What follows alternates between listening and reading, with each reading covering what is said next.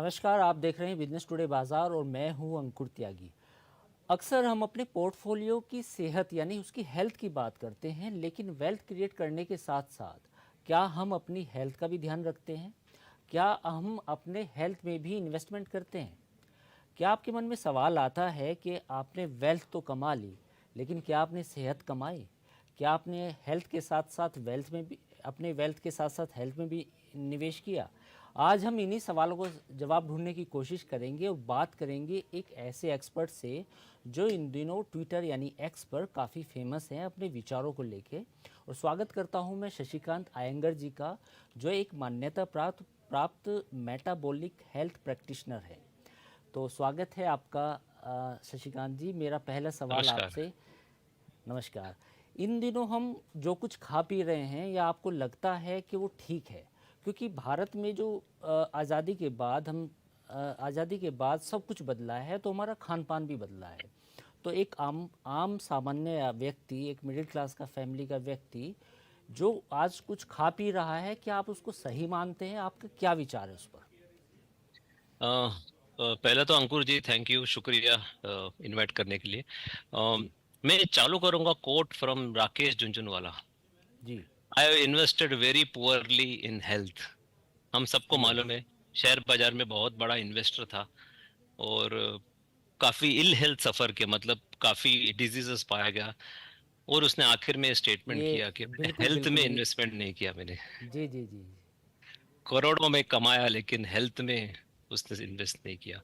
तो अंकुर जी, ऐसा है कि हमने सेल्फ सफिशिएंसी तो पा लिया है in terms of green revolution and everything. ठीक है, और हमारा देश में तो पहला फैमिन वगैरह तो बहुत हो चुका था इनके पहला।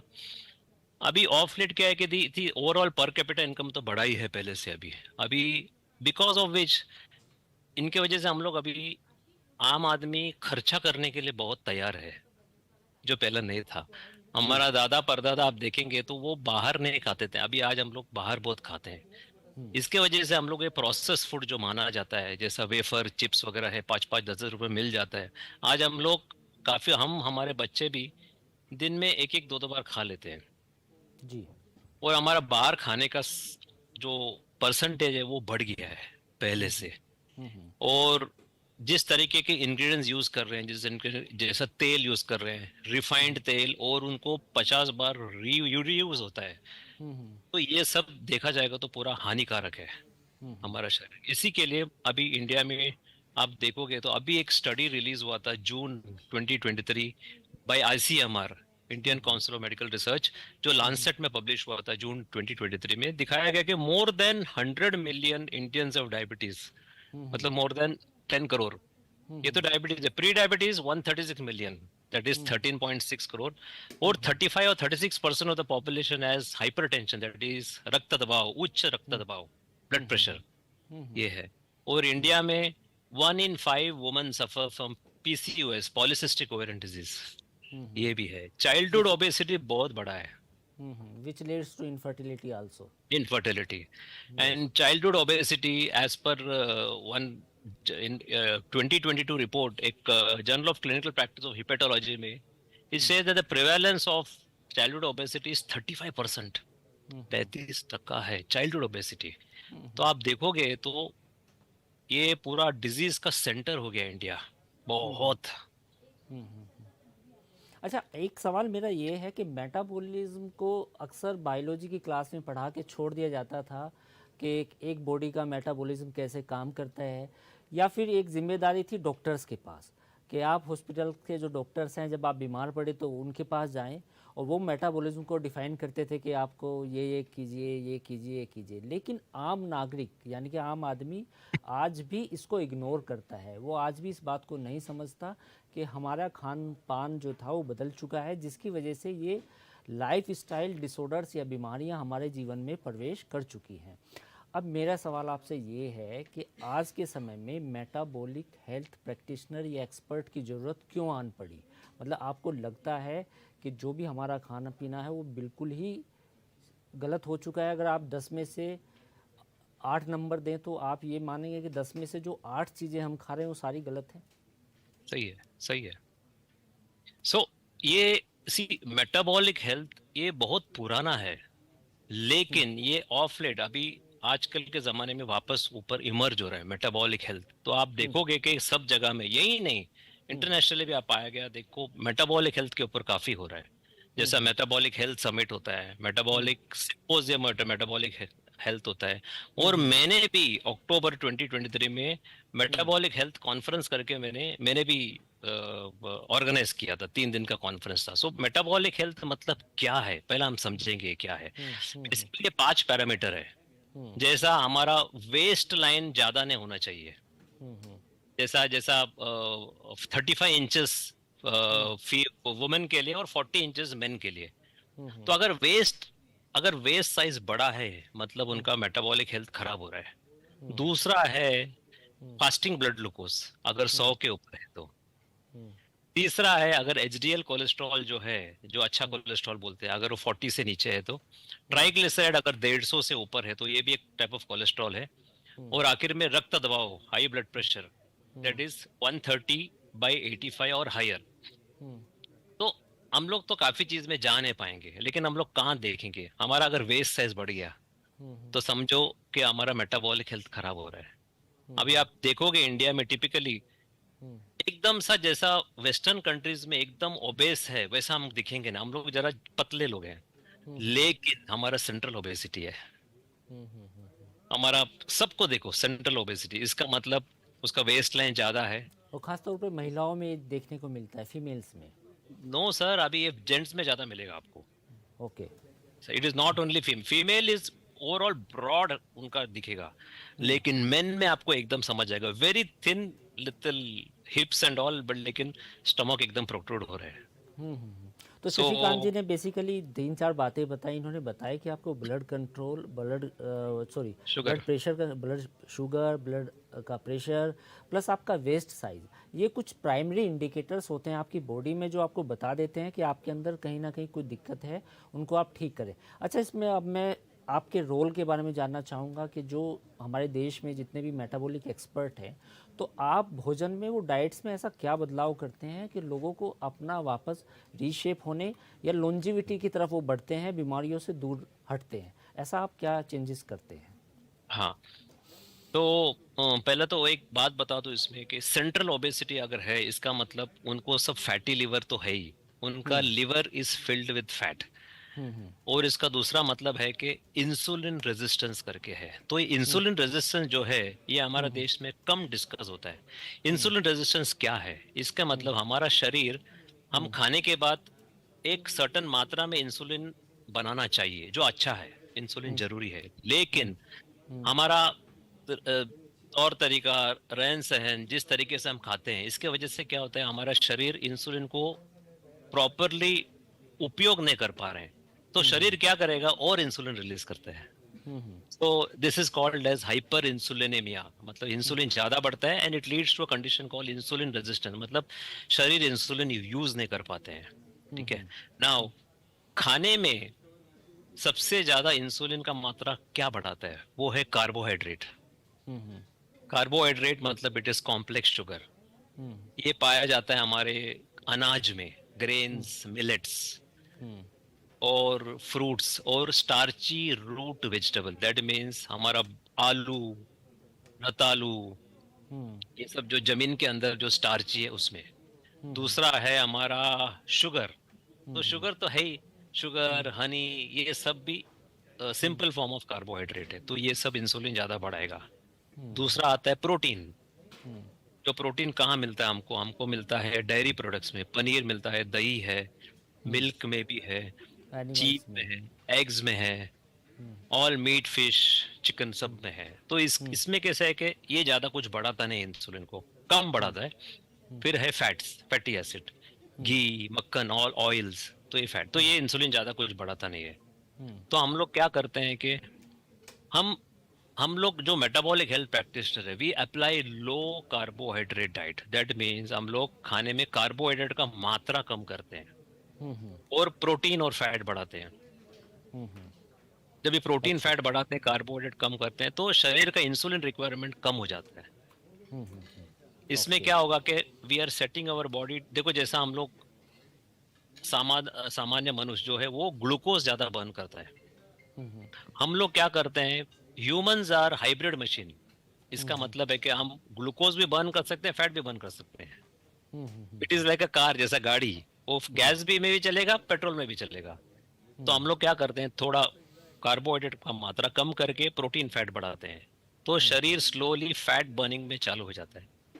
तो इसमें ज्यादा हमको इंसुलिन लगता नहीं, इंसुलिन कम हो जाता है। तो इसमें बेनिफिट क्या है, इसमें होता है वेट लॉस हो जाता है। क्योंकि वेट में क्या है कि पहले शरीर में फैट ज्यादा भरा हुआ है, तो फैट बर्निंग हो जाता है, ब्लड शुगर कंट्रोल हो जाता है, ब्लड प्रेशर भी कंट्रोल में आ जाता है, पॉलिसिस्टिक ओवेरियन डिजीज जो फीमेल में पाया जाता है वो भी, सिस्ट वगैरह सब निकल जाता है। आजकल there are new research papers, नया जांच पड़ताल किया जा रहा है कि mental health, bipolar, schizophrenia, depression, इसमें भी severe form of low carb जिसको बोलते हैं हम लोग, कीटोजेनिक डाइट, उसमें करते हैं। न्यूरोलॉजिकल इलनेस, अल्जाइमर, पार्किंसन, इसमें भी इनका एप्लीकेशन है। तो अरे ये शशिकांत सिंपल। जी, मैं एक सवाल आपसे बीच में सप्लीमेंट्री सवाल लूँगा, माफ़ कीजिए, आप कंटिन्यू कर पाएंगे इसके बाद।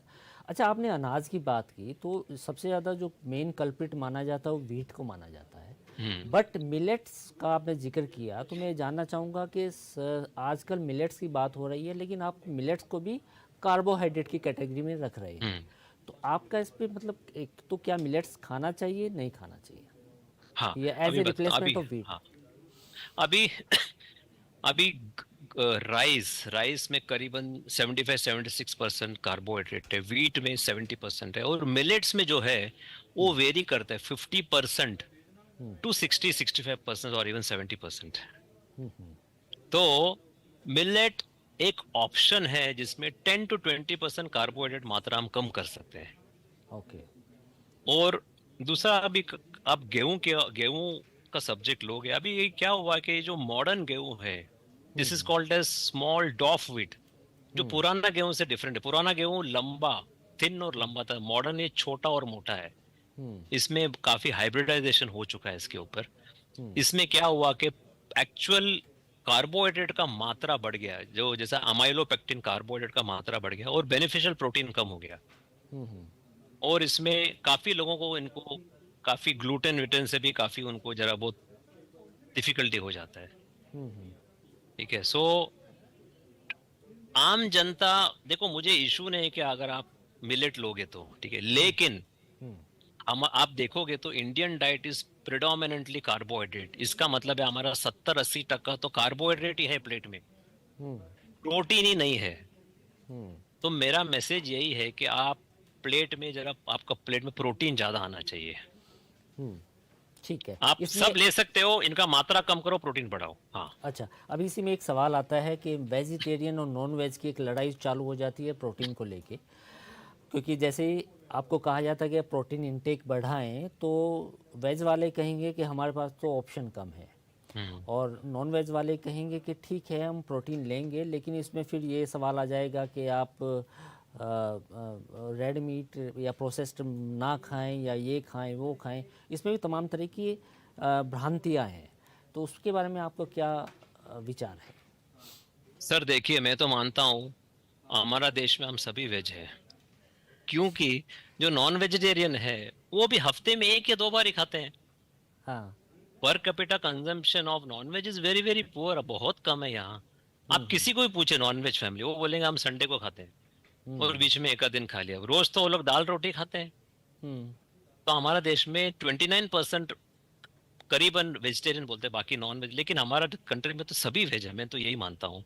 क्योंकि मैं तो इसी न्यूट्रिशन में काम करता हूँ, मेरे पास क्लाइंट्स आते हैं, तो मैं देखता हूँ कि सबका प्रोटीन कंजम्पशन बहुत पुअर है, वो वेज हो या नॉन वेज हो। ओके ओके, तो आप ओके, आपका हाँ, बिल्कुल, आपका कहना ये है कि जो नॉन वेज होने का दावा करते हैं, आपके हिसाब से उनकी प्लेट्स में भी प्रोटीन की मात्रा कम है? बहुत कम, वो भी हफ्ते में 1-2 बार ही। ठीक है। तो अच्छा। अब तो अभी आएंगे तो वेज के लिए कौन सा प्रोटीन है? वेज के लिए है पनीर हो जाता है, दही हो जाता है, दूध भी है, और चीज है। और हमारे देश में काफी वेजिटेरियन एग्स लेते हैं। तो आप एग्स देखोगे तो it is one of the very low cost, highly bioavailable protein है, सबसे सुपीरियर प्रोटीन है, बहुत सस्ता है ये। तो एग्स सब लोग खा सकते हैं, काफी लोग। सब तो नहीं, काफी लोग खा सकते हैं, काफ़ी बाकी लोग नॉन खा वेज तो सकते हैं। सबके लिए है। हम्म। ठीक है। अच्छा, दूध को लेके या पनीर को, डेयरी प्रोडक्ट्स को लेके काफ़ी कुछ छपा, जैसे पिछले दिनों, पिछले 4-5 सालों में या कहीं 10 सालों में कहा कि दूध milk also increase the insulin sensitivity. तो इस पे आपका क्या रिसर्च सामने आई है, लेटेस्ट रिसर्च क्या है, ये एक झूठ है, सच है ये, या क्या है? देखिए सर, इसमें ना nutritional science is the most conflicted science in the world है। ओके। कोई भी science is not as conflicted as nutrition science, every other science is accurate. यही है। तो इसमें सर, इसमें इसमें बिल्कुल ही सच नहीं है। In fact one of the largest epidemiological study बोलते हैं, जो प्योर स्टडी बोलते हैं, तो प्योर स्टडी में भी वो it is multi central, multinational और लैक्स ऑफ पीपल, एक एपिडेमियोलॉजिकल स्टडी है। इसमें बताया गया है कि डेयरी प्रोटीन से कुछ देयर इज नो, कुछ हानिकारक नहीं है।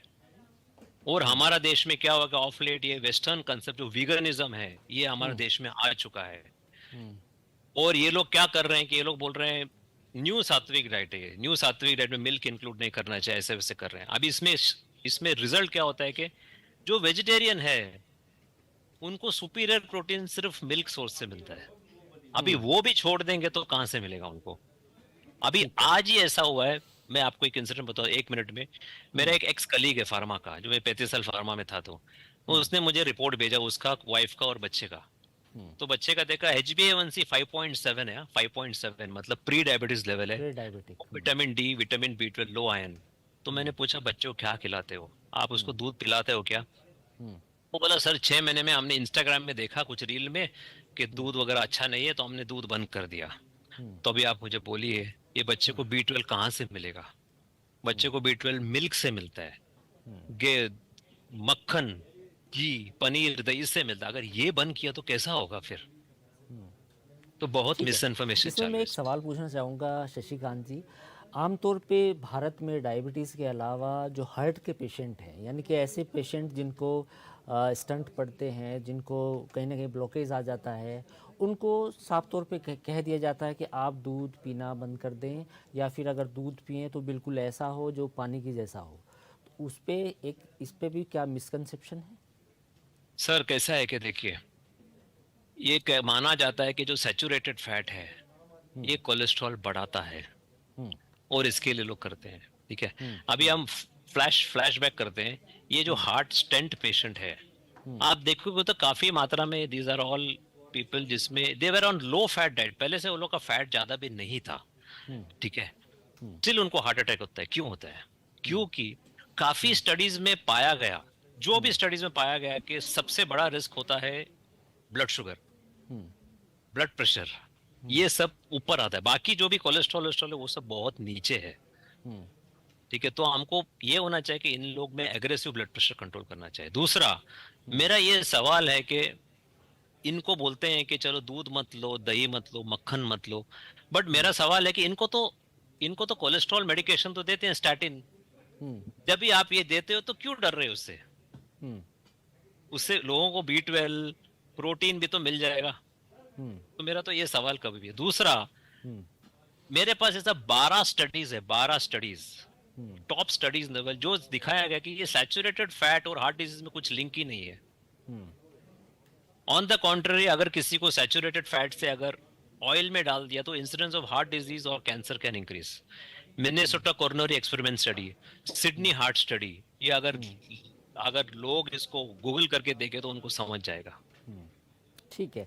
तो अपने दर्शकों को ये बताइए कि व्हाट आर गुड फैट्स। आपने बात की कि हाँ। का low carb high protein plus good fat, तो what is good fat in your हाँ। रिजीम? तो हमारा इसमें हम लोग बोलते हैं कि जो सैचुरेटेड फैट है वो गुड फैट है, क्योंकि वो बहुत स्टेबल है। It is very heat stable. तो सैचुरेटेड फैट किस में है? इसमें है घी में है, मक्खन में है, कोकोनट ऑयल में है। ये हमारा देश का स्पेसिफिक है। घी, मक्खन, नारियल का तेल। अच्छा, कोकोनट ऑयल की आपने जिक्र किया, लेकिन कुछ साल पहले कोकोनट ऑयल को भी एक मेन कल्प्रिट माना जाता था। कहा जाता था कि कोकोनट ऑयल से बेटर है कि आप रिफाइंड यूज़ करें, रिफाइंड ऑयल यूज़ करें, but now people are talking about coconut oil again. So what is your view, what is latest तो रिसर्च मैंने इन दिस? वापस वापस मैं उसी में आ रहा हूँ कि nutrition science is conflicted science उसी में. तो ये ओके हमारा ट्रेडिशनल ऑयल है, ठीक है. ओके ट्रेडिशनल ऑयल कौन सा, ये तीन है. और थोड़ा ट्रेडिशनल ऑयल भी है हमारा. Cold pressed mustard oil, cold okay. Pressed peanut groundnut oil, cold pressed sesame oil. ये कैसे कि मैं मानता हूँ कि ये थोड़ा मात्रा में हम लोग वापर सकते हैं, मुझे कुछ ज्यादा नहीं, लेकिन मेरा फेवरेट तो ये तीन है. दूसरा है कि टैलो करके है, जो जो हमारा देश में ज्यादा पॉपुलर नहीं, लेकिन आजकल कर रहे हैं वो सब, ठीक है. It is goat fat. तो वो जो नॉन वेज है दे कैन यूज टैलो, ठीक है. तो वो भी आप वो लोग वापर सकते हैं वेरी वेरी नाइसली. दूसरा ये जो रिफाइंड ऑयल है, ये पहले मैं मान चुका हूँ, ये सब these are all dead oil. इनका okay. Extreme high heat process करते हैं, केमिकल एक्सट्रैक्शन करते हैं. They are like engine oils of car. वो इंजन कभी बोलते हैं जब भी उसको मल्टीपल टाइम वापरते हैं, जैसा हम ओके बाहर कचौरी समोसा वाला, वो बदलते नहीं है उसको 50 बार 100 बार उसका, तो इंजन ऑयल तो दिखता है वो. Okay okay okay. सो अच्छा, एक ट्रेडिशनल भारत में ख़ास तौर पे जो गांव में दूध, अक्सर ये कहा जाता था कि रात को सोने के वक्त दूध पिएं और सरसों का तेल यूज़ करें, जो गांव में जो लोग यूज़ करते थे, जो काफ़ी कम रिफाइंड होती थी. तो क्या इन दोनों चीज़ों के बारे में कुछ आपका क्या मत है कि क्या जो पुराना जो गांव के लोग यूज़ करते थे वो ठीक था या फिर वो नहीं था? सर ये तो आपने अच्छी बात की. देखो दूध पीना, अभी मैं पर्सनली, मैं खुद बहुत साल से रात को हाफ ग्लास मिल्क, उसमें जरा हल्दी और घी डाल के लेता हूँ. ये मेरा फिक्स्ड है मेरा. ओके. ये हमारा शरीर के लिए अच्छा है. मैं खुद ही लेता हूँ. लास्ट जब से मुझे डायबिटीज हुआ और मैं लो कार्ब में गया, तो मैंने ये भी जांच पड़ताल किया कि ये भी जरा शरीर के लिए अच्छा है. दूसरा क्या है कि हमारा, मुझे मालूम है हमारा गांव में ये सब ट्रेडिशनल ऑयल है, ये जो सरसों का तेल है. देखो वापस देखो उसमें भी कैसे है कि जो ओमेगा 6 फैटी एसिड है उसका मात्रा थोड़ा ज्यादा है स्टिल. तो भी मैं बोलूंगा इट इज ओके, आप कम कम मात्रा में करो बट आप ज्यादा घी वापरो. आप देखोगे तो पुराना देश, पुराना टाइम में सबसे ज्यादा हम लोग जो वापरते थे वो घी वापरते थे. हमारा एंशियंट इंडिया का कुकिंग फैट वाज घी. उसके बाद ये सब आ गया. तो वापरो, ठीक. कम मात्रा में वापरो. ठीक है. तो शशिकांत जी, बहुत बहुत धन्यवाद. हम आगे भी आपसे बात करेंगे और कोशिश करेंगे कि हेल्थ को लेके आपके जो जो नए विचार आएँ या जो जो नई स्टडीज़ आएँ वो हमारे शेयर बाज़ार के लोगों से या जो बिज़नेस टुडे, जो लोग बिज़नेस टुडे देखते हैं, उनके दर्शकों को आप समय समय पर हमें बताएं. क्योंकि मेरा मानना ये है कि आप अपनी वेल्थ के लिए काफ़ी इन्वेस्टमेंट करते हैं, काफ़ी एडवाइज़र आपके पास होते हैं, म्यूचुअल फंड एडवाइज़र होता है, फंड मैनेजर होता है, लेकिन कभी आपने हेल्थ को उस तरीके से नहीं लिया जिस तरीके से आपको लेना चाहिए. क्योंकि हेल्थ भी एक लंबा प्रोसेस है, एक लॉन्ग टर्म इन्वेस्टमेंट है. क्योंकि ये जो आप खाते हैं वो 10-15 साल बाद आपको रिज़ल्ट देता है कि आपने पिछले 10 सालों में या 15 सालों में आपकी वो क्या क्या फूड हैबिट्स थी जिसकी वजह से आप यहाँ तक पहुँचे हैं. तो बहुत बहुत शुक्रिया शशिकांत जी, बिजनेस टुडे से बात करने के लिए बहुत बहुत धन्यवाद आपका. आगे भी आपसे बातचीत जारी रहेगी. तो शुक्रिया. एक फाइनल मैसेज है मेरे तरफ से, जी. कॉमन हेल्थ मैसेज है कि ईट मोर फ्रूट्स एंड वेजिटेबल्स. मैं ये बोलता हूँ कि इंडिया के लिए ईट मोर प्रोटीन्स, ये हमारा नया कोट होना चाहिए. नमस्कार. Thank you so much. Thank you. तो ये थी एक बातचीत शशिकांत अयंगर जी के साथ, जिन्होंने बताया कि भारत में प्रोटीन, अपने जो भोजन है उसमें प्रोटीन की मात्रा ज़्यादा होनी चाहिए. आपकी सेहत को लेके हम आगे भी कुछ ऐसी चर्चा लेके आएंगे ताकि आप अपनी वेल्थ के साथ हेल्थ पे भी इन्वेस्ट कर सकें. नमस्कार.